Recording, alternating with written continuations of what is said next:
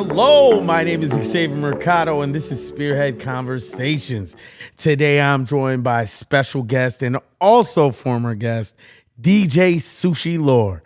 It's been 2 years since we last spoke, but recently we came in touch again, and here we are. So we're gonna touch base with just what she's been doing in the meanwhile. So without further ado. How you doing, Sushi? Hello, it's good to be back. Oh man, I've been seeing you. You've been very active out in the community, traveling the United States. Man, let me ask you this: how many places have you traveled across the United States now? A lot. I mean, just this year alone, I think I've been to almost like 10. I don't know. I can't. I can't keep track. Well, I mean, following you on social media, man, it seems like you're in a different state every weekend.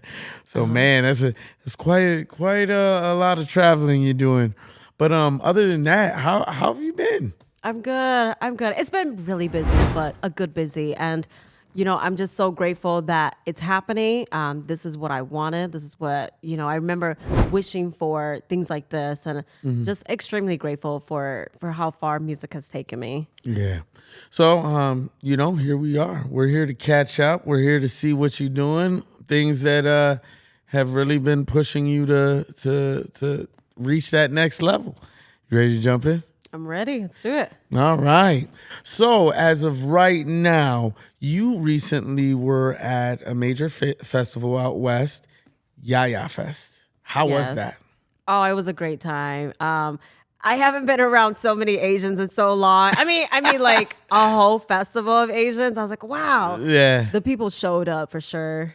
What do you feel brought out the most in that festival for you? Being in sync not only with your culture, but the type of vibes that came from the festival. I think with the lineup, everyone has their own different styles. There were like a few other DJs that were there, a lineup of artists. I think because of our own individual personalities, it really brought a different group of people together.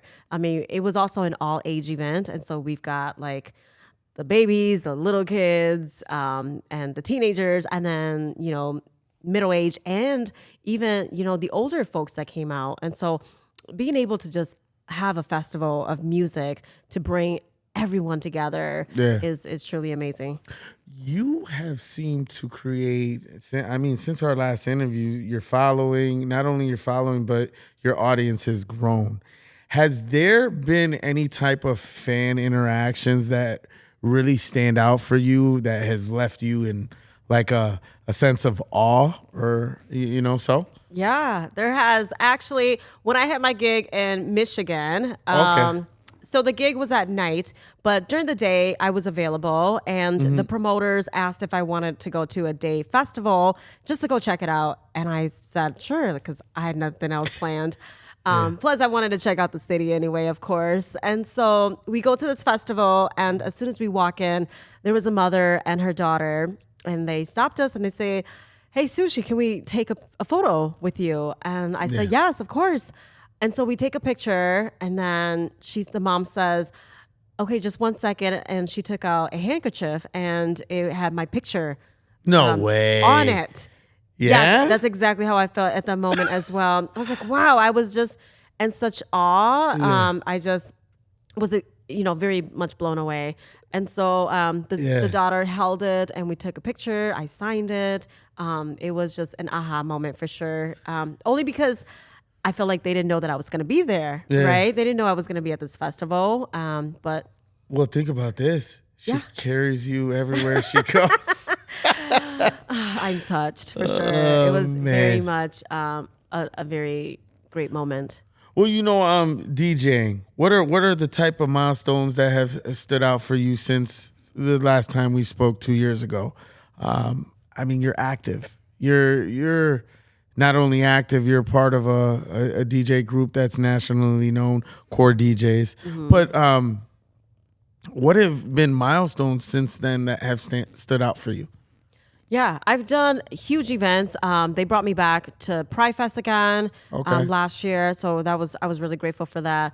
I've done all the festivals and locally here around here. I've been traveling. I think one of my most important goal when I was doing music originally from the get-go is so that I can expand not only in my city, but outside of my city. Yeah. And so being able to travel was one of my biggest goals as well. And just seeing the different dynamics of people, different crowds, different audiences, just having to perform live is completely different than just watching a Facebook video or whatever it is. And so I'm just very happy that people are able to see me live because I bring a different energy. And so... How do you feel the industry has evolved in this time? Has there been any learning curves you've had to get around, or has it just you've just been going with the flow? Yeah, the music has definitely evolved. I would say technology is one of the biggest things, right? Yeah. Hey, we got AI. ChatGPT. Yes. And so, I mean, nowadays we have music that are not even real people anymore, right? Like we've got people who are just using programs to create production and to use, and these AI folks can now sing in multiple languages. Wow. Like, honestly, if we would do like a hologram or something of a show, that would almost be very cool, honestly. But I think they did it with Tupac. They did. They did. Exactly. But now I'm saying, because with AI, we can create an imaginative person, a figure. How did you feel about Timberland and the whole controversy around him creating an AI artist and then signing that artist? And then, I mean, did you hear about that or no? Yes. I also know other people who are doing that too now. Really? Yep. I think it's amazing. Yeah. I think what he was doing is what he was test trial. He was testing how far or the creativity that he was able to produce himself. What do you feel like right now in this community? It's competitive. How do you stay amongst all this competitiveness and just really feel like stay motivated? How do you stay motivated? I stay motivated by, seeking out and learning from my peers, learning from people that I, work with and within my DJ group. And I like to learn from others. There's never enough room to grow, and you can always continue to grow. And with technology, I always say I'm so grateful that my Facebook and my my social media reels and things pop up on other people's pages, because usually what pop up on mine is just, other DJs or, I don't know, food. So food, travels, some of those things are what pops up on mine. So I'm extremely grateful that my videos and things pop up on others. Who right now, or as far as social media go, who are you following as far as other DJs go? So lately I've been following a lot of EDM DJs. Anything from like Alan Walker to Tiesto to just a variety of DJs who are traveling, who are doing all the big, extremely EDC, like EDC and Tomorrowland and all those big shows. So I would like to perform at those festivals as well. Those would be my next steps. Now that we've kind of done some of these other music festivals, that would be switch my music over to that kind of EDM vibe would be my next goal. Yeah. Back to the whole traveling. I have to ask this. Has there been any things off your bucket list that you've checked off through the traveling you've done? Oh, yeah. Yes. So I have been to California before. Matter of fact, I even lived there for about 6 months when I was 21 years old.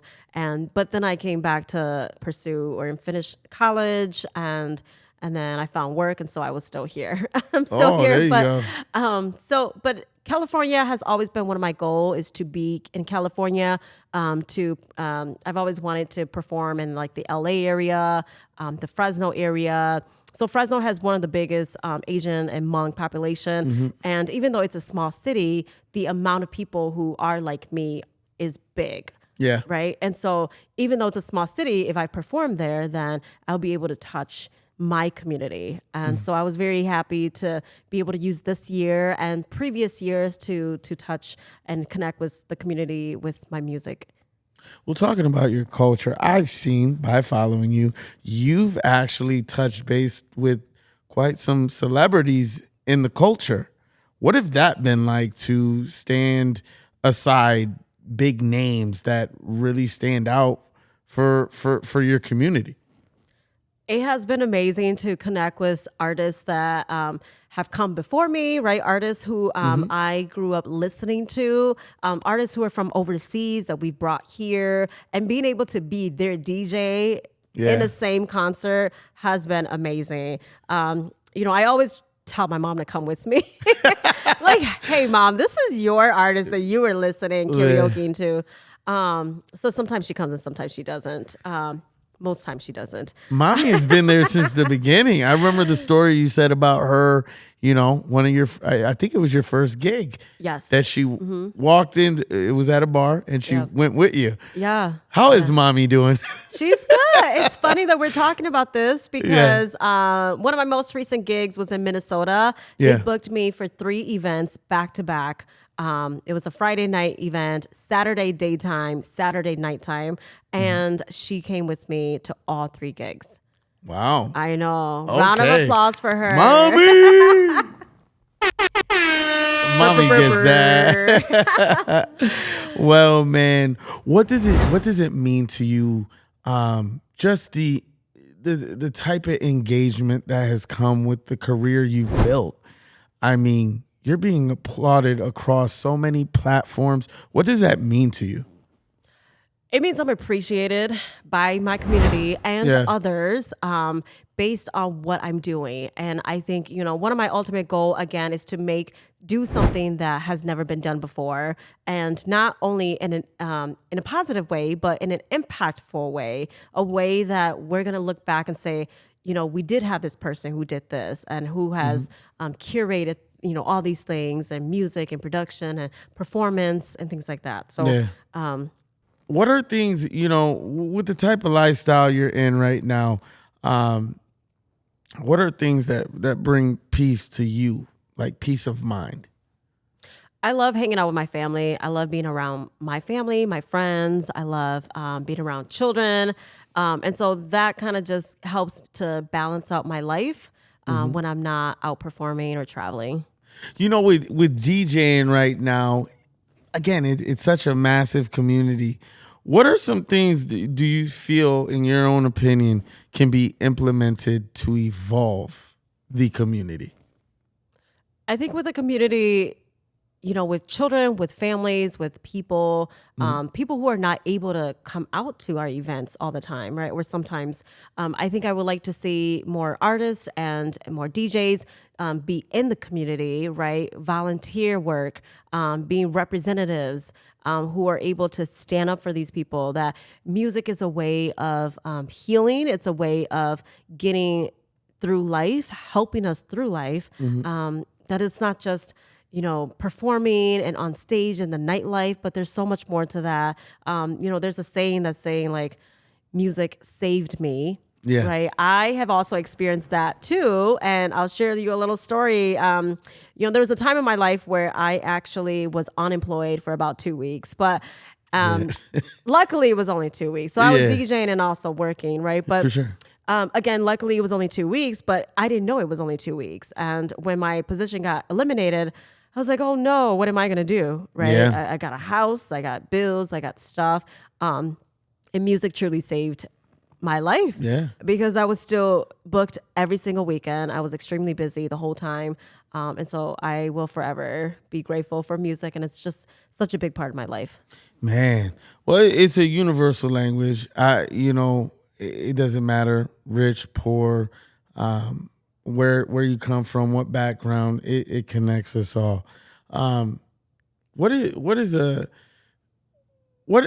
if there's one song through all the songs that you play night in, night out, day in, day out, what do you think is a song that describes you, that you feel you're so connected, whether it's a song from the past or even recently? What is a song that you could connect to that basically relates to who you are? There's a lot of songs that relate to who I am, but I will say there is a song that I play all the time, and literally probably all of my sets. And when I play it, I feel like at this point people know that it's like my song or my identity of, oh, that's the point, that's the high peak of her performance. Yeah. So I love Faded by Alan Walker. Okay. Yeah, and if you guys don't know, you'll have to listen to it. It's an EDM song, but it's got a flow to it, and it kind of goes up and down. But it really, the beat of it and the rhythm, it really just touches. And then after that, usually when I perform that song, then I kind of just that's usually is the peak of my performance, and then it just keeps going up from there. You're a part of the Core DJs, which is nationally, worldwide. Talk to us more about that. How has that community been? How have you know what I mean? How's it been? What's new? It's amazing. It is just amazing to be a part of a community who love what you do and who appreciate the art that you do as well, right? I think that's why people, stay connected with communities like that. I am so grateful to be around communities like this as a Core DJs, because I am literally around people who do this for a living, right? People who are actually traveling. These are DJs who work with big international artists, who work on the radios. Like, this is a real thing. And I just love that my sisters and my brothers are able to do this. So we have group chats. We've got a Core DJ Facebook group chat that all of us are in, both guys and females. And then we also have an Instagram group chat where it's just the females only. And that's kind of like our sisters thing. Gotcha. And so we stay connected. And we've got a lot of things coming up too. So in the next couple of weeks, we actually have our Core DJ annual retreat. And so that's going to be held in Atlanta, and with multiple events lined up, special guest hosts and things like that too. I can't say too much because you kind of just have to be there, okay? That's dope. Or wait for the photos to be posted. If you don't mind me asking, who brought you into that? Tony Neal himself. Tony Neal. Yeah. He's someone I follow. But I reached out, no response. It's all good. But what did you message him? I want to interview him. That's one. Okay. But hey, he might interview you after this interview. Hey, who knows? But yeah, definitely, he's someone to follow, man. The way he is connected with the industry is just like, there's some moments where it's just like in awe, because like in music, I mean, to meet some significant names that I grew up listening to, or how did you cross paths with him? So I've also been following him for a very long time on social media. I've seen the many work and many artists and, celebrity artists that he's worked with. I also knew that he is from Milwaukee, right? He grew up here. He's from here. And it took me a long time before we connected. And so when we finally connected, he's like see me at my gigs and things like that, see me, my performance, my social media platform and things like that. When we finally connected, we talked about how music could go. And he actually told me, why did it take me so long to be a part of the Core? Oh, nice. Yeah. That was very heartwarming. That made me feel like he did see me. It made me feel like this is something that I probably should have reached out a long time ago. But, things happen for a reason. And, maybe it was a milestone or a stepping stone for me until I became a part of that family. I know you're very empowered through, making it known it's about DJ, but you are a woman in such a saturated, would you say a male-dominated industry? I would say it's still male-dominated, yes. Yeah. Probably within the last decade, there's the amount of women has probably, multiplied by whatever, but I would say there's still a lot of males. Yes. What do you feel are ways as unison women have contributed to the community? When women know the art and women know how to DJ, that's where our value and our respect comes from. Yeah. I always try to say looks is not everything. Even though it could definitely potentially support or help with marketing and all the other aspects. But importantly, you have to know how to DJ, right? We can't just have you standing up on stage the whole time and dancing or whatever you do, but also knowing how to scratch and how to mix music and showcasing that on social media or, showing up to events and, doing your craft. Yeah. Well, I'm going to get more in depth, but more fun with it. Let's you got a big following. Let's ask it. What's your favorite food? That's funny because often people think it's sushi. The obvious, right? Yeah. But it's not sushi. Sorry, guys. It's not. I love noodles. I'm a big noodle person. Yeah. Anything from like the Asian pho noodles to spaghetti to pasta. I love Italian food also. I ate pho for the first time this past summer. Oh, you did? How was it? It was good. It was my oldest is big into trying all types of like world food, like so Indian food, Asian. Did you put the sauce and all the condiments and things? Yeah. Okay, God. She kind of gave me a crash course into the flavors that should be in, and I liked it. It was good. Oh, that's I give it good. 10 out of 10. That's funny because I have fun for lunch today. Oh, there we go. But I do want to throw into, I also love Southern food. So like New Orleans style, Cajun, seafood. I'm a big seafood person also. So got you. Yeah. Not related to sushi, but no, I'm just kidding. Honestly, sushi is like probably at the bottom of my list. Okay, but don't tell anybody that, okay? No. I will eat sushi though, but it's not. I probably won't say, "Hey, let's go out for some sushi." Yeah, you'll probably never hear me say that. Since you travel so much, what's a place you haven't visited that you want to get to? I want to get to New York. What? I have never been to New York. Oh my God, for real?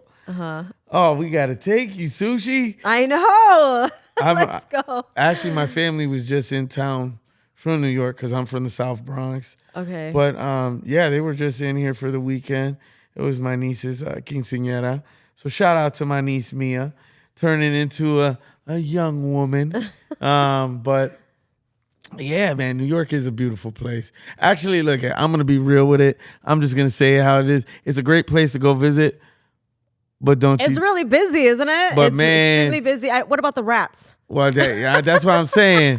It's not a place to live in as far as, man, because, I mean, even Cali, it's just expensive. And I was going to say, the rent for the space that you get for that. A studio is like $2,000.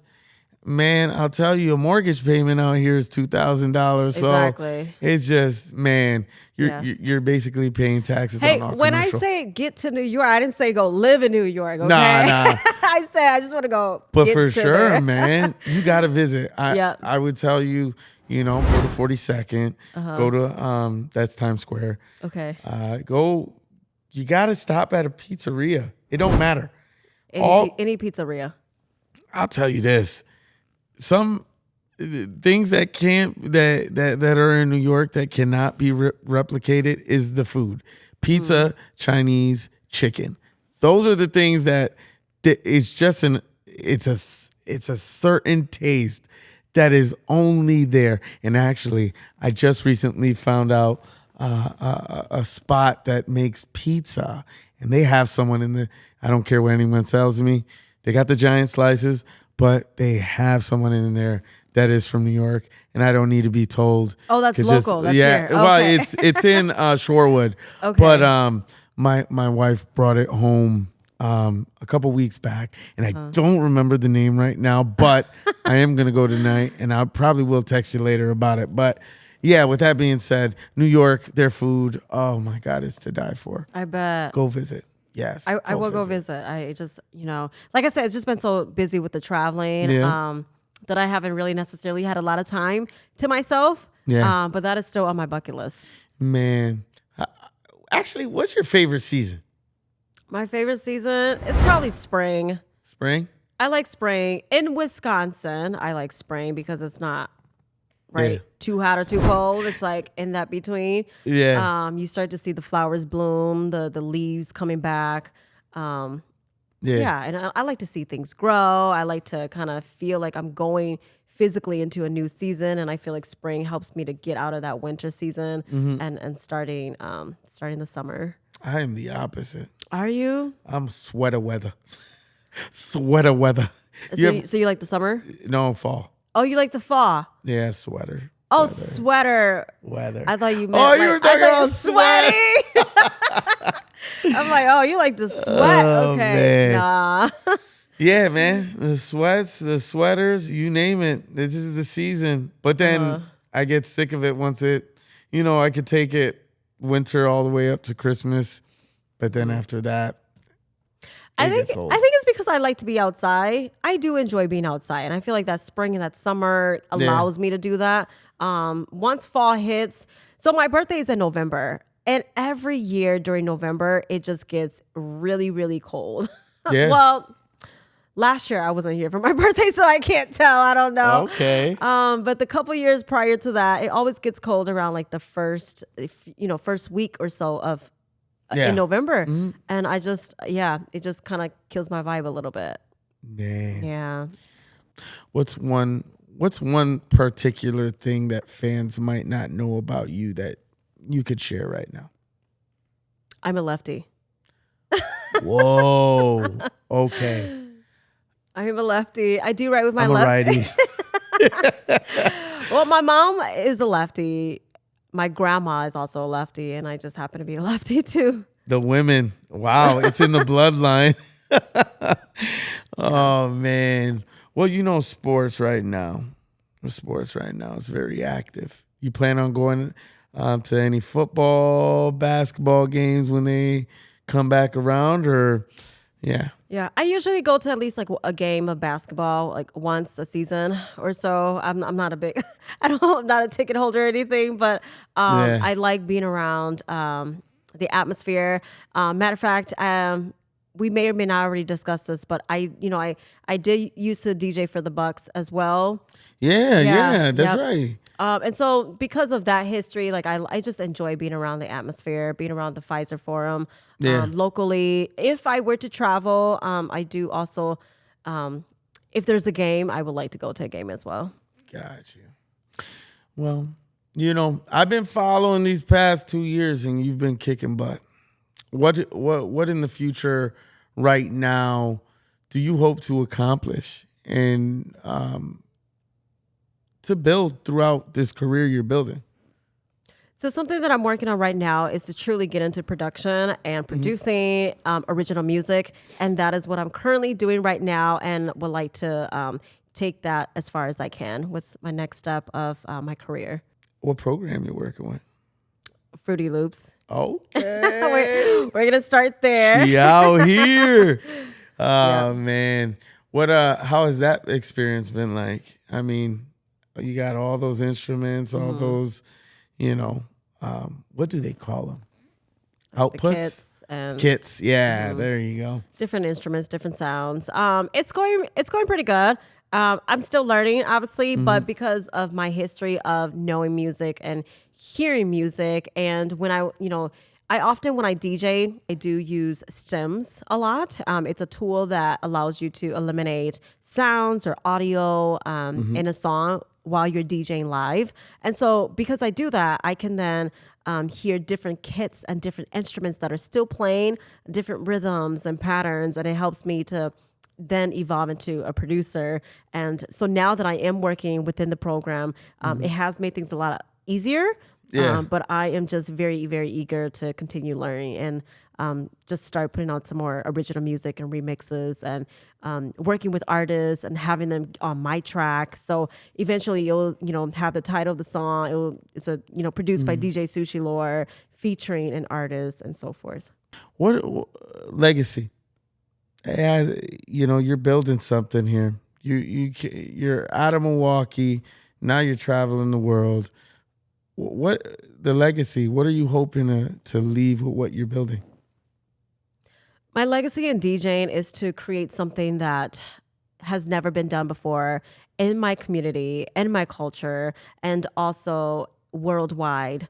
And so, what I'm doing right now is not only representing DJing, but it's also representing my identity and my people and my community as well. And I think we're already making history by traveling, by DJing in different communities, so that others can see that we have the abilities and are knowledgeable of a variety of music as well.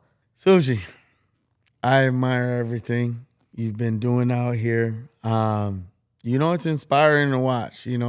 As I've continued to grow, it's touching base with former guests. It's keeping that relationship alive. Advice. I'm always gonna end the interviews like this, but as of right now, since our last interview, what is advice you can give to our youth or any aspiring DJs out here? Continue to be open-minded, continue to learn, continue to grow. Don't be afraid to partner up and collaborate with other people. And even on your downtime, you should, reach out, and there's always new heights to reach. And so never limit yourself to such a small bubble, because one door closes, there's going to be 10 open. There we go. And take all 10. Tell them, Sushi. Oh, man, I appreciate you coming on here. I appreciate you spending some more time with good old Spearhead. But definitely, what are ways people could connect with you? Yeah. So I'm obviously on all of our social media platforms, right? Like TikTok is actually DJ Sushi Lor. My Instagram is Sushi Lor. Facebook is DJ Sushi Lor. And so as long as you just put Sushi Lor in there somewhere, I'll definitely pop up. And I, it's important to be on all different platforms because different platforms also have different audiences. Yeah. And so my goal is to make sure that I reach all the audiences possible who appreciate and love my music as much as I do. Yeah. Well, again, Sushi, I appreciate you, everything you stand for. Appreciate you coming out and just reconnecting. You know what I mean? I truly, appreciate your friendship, and I'm cheering for you. I'm rooting for you. But with that being said, Spearhead out.